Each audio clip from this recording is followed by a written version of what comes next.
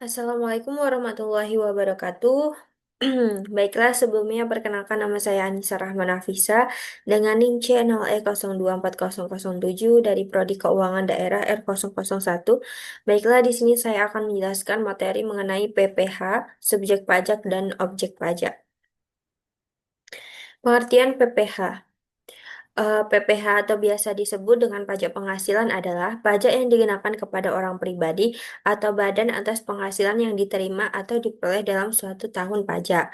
Penghasilan yang dimaksud mencakup setiap tambahan kemampuan ekonomis yang diterima wajib pajak baik yang berasal dari dalam negeri maupun dari luar negeri, yang wajib digunakan untuk konsumsi atau penambahan kekayaan wajib pajak tersebut. Subjek pajak. Di sini subjek pajak dibagi menjadi tiga. Yang pertama itu ada orang pribadi.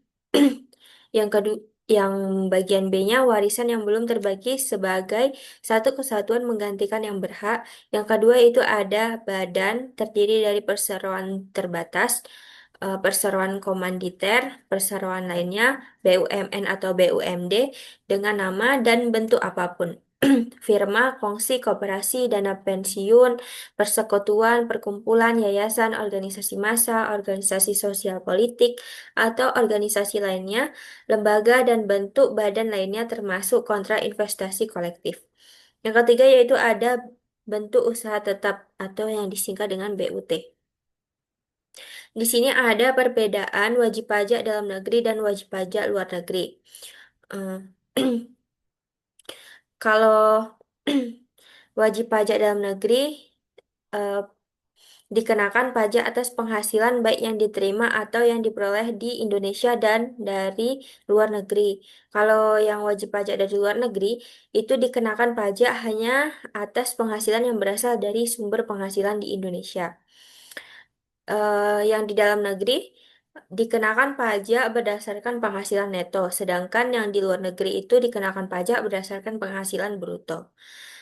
Eh, Tarif pajak yang di dalam negeri itu digunakan adalah tarif umum atau tarif Undang-Undang PPh pasal 17, sedangkan yang dari luar negeri itu tarif pajaknya yang digunakan adalah tarif sepadan, yaitu tarif Undang-Undang PPh pasal 26.